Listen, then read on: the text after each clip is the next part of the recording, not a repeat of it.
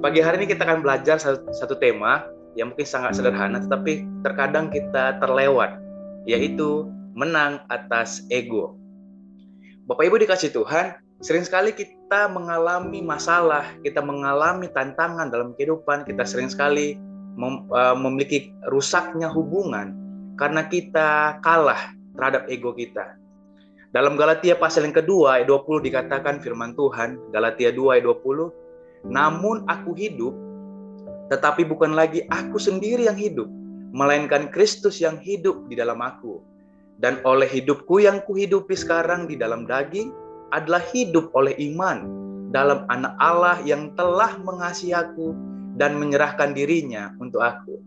Bapak Ibu dikasih Tuhan, firman Tuhan berkata, hidup kita ini bukan kita lagi, tetapi Kristus yang hidup di dalam kita. Dan hidup kita sekarang ini bukan lagi hanya di dalam daging, tetapi oleh iman dalam Anak Allah yang telah mengasihi kita, yang menyerahkan dirinya untuk kita. Maka dari itu, harusnya kita hidup bukan untuk diri kita lagi, tapi kita hidup untuk Kristus, amin. Dalam kehidupan ini, dalam perjalanan kehidupan kita, dalam kita mengerjakan keselamatan kita yang telah kita terima dari Kristus Yesus, harusnya kita mulai mengerti, kita memahami, kembali diingatkan pagi hari ini. Ingat, kita hidup bukan untuk hidup kita lagi, tapi untuk Kristus. Untuk apa yang Kristus mau dalam kehidupan kita. Terkadang kita sulit menerima, terkadang kita sulit melakukan apa yang Tuhan kehendaki kalau kita masih memberikan ego kita yang memimpin kehidupan kita. Beberapa waktu lalu kita dikejutkan tentang adanya fenomena yang terjadi di Citayam Fashion Week. Ya, kalau beberapa Bapak Ibu yang tahu, yang mengikuti perkembangan yang terjadi, dulu daerah Sudirman itu dikenal dengan SCBD, Sudirman Central Business District. Nah, hari-hari ini berubah namanya karena adanya Citayam Fashion Week, jadi berubah dengan Sudirman Citayam Bojonggede Depok. Ini fenomena apa? Yang mungkin Bapak Ibu yang belum tahu, ini adalah fenomena di mana anak-anak remaja yang di pinggir Jakarta, kalau paling banyak yang tahu adalah orang-orang Citayam, Bojonggede, Depok, Bogor sekitarnya, main nongkrong di daerah Sudirman. Nah, itu kan daerah yang sangat elit buat kalangan anak muda yang nongkrong di sana. Nah, beberapa anak-anak remaja ini kumpul di sana, dulu beberapa orang, semakin hari semakin ramai, dan akhirnya mereka memberikan aktualisasi diri dengan apa yang mereka gunakan. Dan akhirnya menjadi sebuah fenomena di mana anak-anak remaja ini mengadakan Fashion Week. Jadi setiap minggu mereka mengadakan menunjukkan apa yang mereka gunakan, dress code yang mereka gunakan, dan outfit apa yang mereka gunakan. Dan itu menjadi sebuah hiburan buat beberapa orang. Walaupun buat beberapa orang lainnya itu menjadi sebuah kemacetan yang baru. Karena akhirnya begitu banyak orang anak remaja kumpul di zebra cross itu, mereka melenggak-lenggok menunjukkan pakaian yang mereka gunakan, outfit yang mereka gunakan.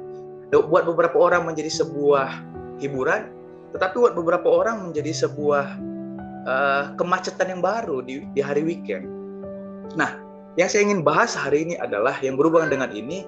Yang menarik, ada artis suami istri, yaitu Baim Wong dengan istrinya, mencoba untuk melaporkan ke Hak Cipta Indonesia untuk nama Citayam Fashion Week ini menjadi sebuah hak mereka. Jadi orang yang menggunakan nama ini akan melapor, minta izin. Buat beberapa orang ini adalah maruk, sangat egois. Bukan dia yang menciptakan, bukan dia yang menghasilkan, walaupun dia punya alasan yang dia sudah sampaikan. Dan terakhir saya dapat info bahwa dia sudah membatalkan untuk pendaftaran itu. Tapi yang menarik di sini adalah ternyata sering sekali kita itu mengambil hal-hal yang harusnya bukan hak kita. Kita suka sekali mengambil bukan menjadi kewajiban kita, bukan menjadi sebuah hak kita. Itu menjadi hak orang lain karena kita punya kekuasaan, kita punya kuasa, kita punya uang, kita punya segalanya. kita mengambil hak-haknya orang lain. Bapak Ibu dikasih Tuhan, apa yang dimaksud dengan ego sebenarnya? Kalau dalam bahasa Yunani-nya itu artinya aku. Ego itu adalah aku. Dan ini adalah akar kata dari egois. Orang yang mementingkan dirinya sendiri dibandingkan orang lain. Nah, menarik sekali bahwa kata ego ini adalah dalam bahasa Yunani aku. Fokusnya adalah diri kita sendiri. Nah, orang yang mementingkan dirinya sendiri dibandingkan orang lain. Tanpa kita sadari, sering sekali, saya ulang lagi, orang kita itu sulit mengetahui, mendengar, mendapatkan apa yang sebenarnya Tuhan ingin kita lakukan dalam kehidupan kita. Karena ingat tadi di ayat sebelumnya dikatakan bahwa kita hidup bukannya kita lagi, tetapi Kristus yang hidup dalam kita. Sering sekali kita tidak lagi bisa melakukan apa yang Kristus ingin kita lakukan dalam kehidupan kita setelah kita menerima Yesus sebagai Tuhan Selamat. Karena fokus kita adalah aku, ego. Bapak Ibu dikasih Tuhan pagi hari ini, apa sih penyebab dari orang-orang menjadi egois? Saya melihat adalah perhatian yang berlebihan yang dia terima dari orang lain. Atau malah sebaliknya, kurangnya perhatian membuat dia merasa perlu mengaktualisasi dirinya agar dihargai orang lain, agar diakui kehadirannya di tengah-tengah komunitas. Atau yang kedua, dia pernah mendapatkan perlindungan yang berlebihan, menjadi pribadi yang memiliki ego yang tinggi, egosentris. Yang ketiga, yang saya lihat adalah kelaparan. Kelaparan akan emosional, kelaparan akan finansial, dan kelaparan akan jasmania. Ini hal-hal yang bisa kita lihat penyebab orang menjadi egois. Napoleon pernah berkata bahwa musuh terbesar yang paling sulit untuk dikalahkan adalah diri sendiri. Napoleon ingin menyampaikan bahwa musuh terbesar kita bukan orang lain, bukan situasi, tetapi adalah diri kita sendiri, mengalahkan ego kita. Sering sekali pertengkaran suami istri terjadi karena ego. Sulit untuk mengalah, sulit untuk menanggalkan egois kita. Dan jangankan untuk kita menang, kita bisa membangun hubungan dengan orang lain, dengan orang-orang di sekitar kita saja, kita sangat sulit. Untuk kita bisa mengalah. Perhatikan Bapak Ibu, sering sekali beberapa pertengkaran dalam keluarga adalah paling banyak itu adalah tentang ego. Sulit untuk kita mengalah, sulit kita untuk mengampuni, sulit kita untuk bisa menanggalkan. Saya ini kan suami, saya ini kan orang tua, saya ini kan. Dan itu membuat jadi penyebab terjadinya pertengkaran dalam sebuah keluarga. Bapak Ibu dikasih Tuhan, kita mau belajar hari ini. Jadi bagaimana kita bisa menang atas ego kita, keakuan kita.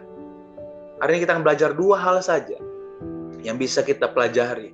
Yang pertama adalah belajar berbagi. Dalam Amsal 3 ayat 27 berkata, janganlah menahan kebaikan daripada orang-orang yang berhak menerimanya, padahal engkau mampu melakukannya. Menarik sekali Bapak Ibu. Hal yang pertama bisa kita pelajari bagaimana kita bisa menanggalkan ego kita. Kita belajar berbagi. Kenapa saya bilang belajar? Karena orang berpikir tentang konsep berbagi adalah selalu identik dengan materi. Padahal tentang berbagi di sini adalah kebaikan yang mereka berhak menerimanya. Misalkan secara sederhana saja, kita bisa memberikan sapaan terhadap security yang ada di komplek kita, penjaga yang menjaga, atau orang-orang yang kita temui yang mungkin kita merasa kita lebih tinggi derajatnya dari mereka. Orang-orang yang mungkin kita rasa adalah mereka yang ya udahlah, nggak disapa pun nggak apa-apa. Tetapi firman Tuhan katakan, janganlah menahan kebaikan. Kebaikan bukan hanya memberi sesuatu atau sejumlah uang dalam materi, tetapi saat kita bisa memberi penghormatan kepada orang yang mungkin menurut orang-orang di luar sana yang belum percaya Yesus, mereka nggak perlu diberi penghormatan, mereka nggak perlu diberikan sebuah penghargaan. dengan kesederhanaan saja kepada mereka, orang-orang yang membantu membersihkan tempat kita bekerja, daerah kita, tempat tinggal kita. Kita memberikan terima kasih buat tukang sampah yang mengangkat sampah.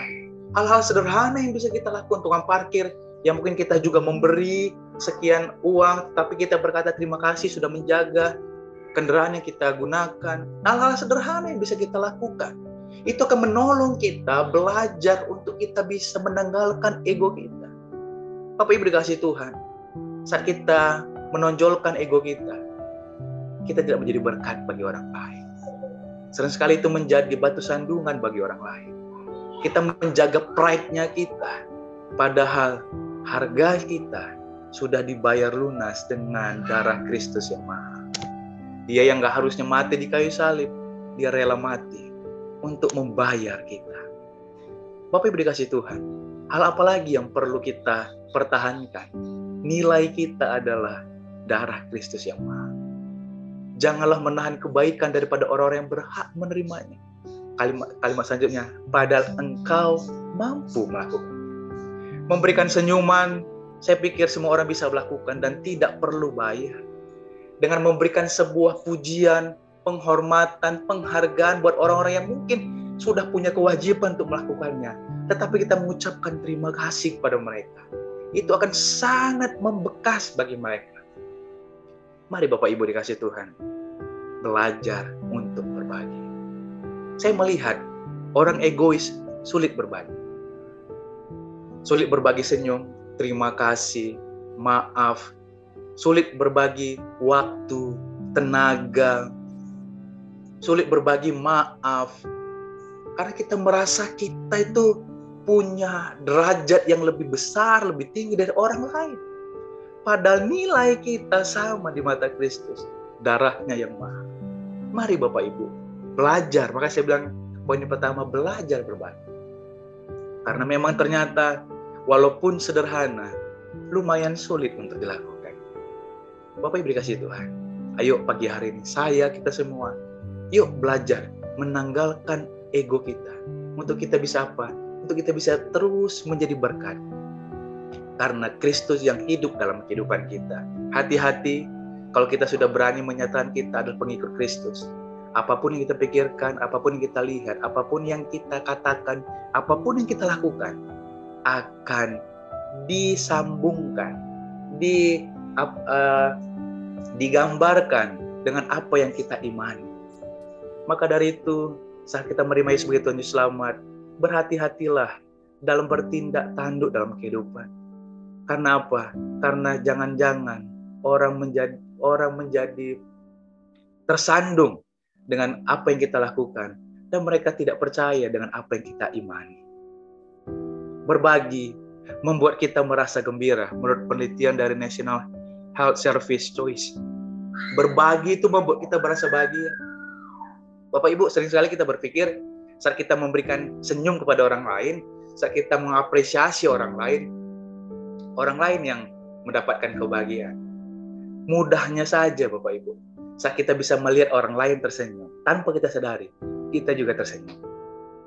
Kadang kalau saya lagi di masa-masa capek, butuh hiburan, saya lihat video-video lucu di YouTube atau Instagram atau Facebook. Kadang itu membuat kita tertawa sendiri, kita merasakan sesuatu yang lucu. Saat kita bisa memberikan sebuah kebahagiaan, berbagi kebahagiaan, senyum pada orang lain, ternyata itu bisa membuat orang lain juga berbahagia.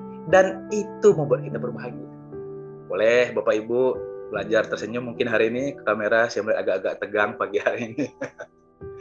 Belajar memberikan sebuah sesuatu yang murah pada yang bisa kita lakukan kepada orang-orang di sekitar kita. Yesaya 55 ayat 10 dikatakan, apabila engkau menyerahkan kepada orang lapar apa yang kau inginkan sendiri dan memuaskan hati orang yang tertindas, maka terangmu akan terbit dalam gelap dan kegelapanmu akan seperti rembang tengah hari. Saat kita memberikan sesuatu yang dibutuhkan orang lain, yang kita mampu lakukan, seperti yang Amsal dikatakan, kita nggak menahan kebaikan itu, kita bisa Bapak Ibu, terang kita akan terbit dalam kegelapan. Kita sering sekali rindu kita menjadi terang bagi orang sekitar kita. Ternyata saat kita bisa menyerahkan, memberikan apa yang orang lain butuhkan, dan kita mampu memberikannya, kita sudah menjadi terang di tengah kegelapan. Mari Bapak Ibu, kita belajar bersama-sama. Mother Teresa pernah berkata, pada akhir hidup kita tidak akan dinilai oleh berapa banyak ijazah yang kita terima, berapa banyak uang yang kita hasilkan, atau berapa banyak hal yang besar yang telah kita lakukan. Kita akan dinilai oleh, saya lapar dan engkau memberiku makan. Saya tidak berpakaian dan engkau memberikanku pakaian. Saya tidak punya tempat tinggal dan engkau mengajakku masuk. Ini seperti firman Tuhan katakan. Saat kapan Tuhan kami melihat engkau kelaparan? Saat kapan Tuhan kami melihat engkau tidak memiliki pakaian? Saat apa, saudara? Jawaban Yesus. Dan engkau melakukannya kepada sesama manusia. Bapak Ibu dikasihi Tuhan, seberapa besar keinginan kita, kerinduan kita untuk melakukan apa yang Tuhan ingin kita lakukan dalam kehidupan kita hari lepas hari. Pagi hari ini kita belajar menanggalkan keegoisan kita. Dengan apa? Kita belajar memberi. Saya nggak bilang memberi materi, tetapi memberi hal-hal yang sangat sederhana yang memberikan dampak bagi orang lain. Yang kedua, yang terakhir, kita belajar mendahulukan orang lain. Matius 23 ayat 11 dikatakan, barang siapa terbesar di antara kamu, hendaklah ia menjadi pelayan. Konteks ini berbicara tentang bagaimana murid-murid Yesus kasak kusuk ya. Siapa yang terbesar di antara mereka, siapa yang menjadi, karena konsep pada saat itu murid-murid adalah bagaimana Yesus menjadi juru selamat dalam konteks penjajahan Romawi dikalahkan. Mereka akan mengangkat pedang, makanya firman Tuhan katakan, aku bukan mengangkat pedang. Tapi mereka berpikir masih Yesus akan memimpin pasukan untuk mengalahkan penjajah Romawi. Makanya mereka mengejar konsep mereka ingin mendapatkan kedudukan di sebelah raja. Yesus akan menjadi raja selanjutnya. Raja Israel dalam konteks mereka pada saat itu. Makanya mereka ingin menjadi pribadi yang terbesar. Dengan apa? Orang yang paling dipercaya Yesus ada duduk di sebelah kanan atau kiri Yesus. Tetapi Yesus mengajar murid-murid kebalikannya. Konsep terbesar adalah melayani orang lain. Yesus mengajar murid-murid tidak egois. Karena apa? Orang egois itu tidak bisa melayani atau mendahulukan orang lain. Dan orang egois itu nggak bisa mengalah. Dia merasa kalau dia mengalah, dia kalah. Dan pride-nya dia itu terganggu. Bapak Ibu dikasih Tuhan, biar pagi hari ini melalui kebenaran firman Tuhan kita ditolong, dibantu untuk kembali diingatkan. Ayo, hidup kita bukannya kita lagi, tapi Kristus yang hidup dalam kehidupan kita. Biar apa yang kita pikirkan, apa yang kita lihat, apa yang kita katakan, apa yang kita lakukan, biarlah orang-orang sekitar kita melihat Kristus, bukan diri kita saja. Amin. Tuhan Yesus memberkati.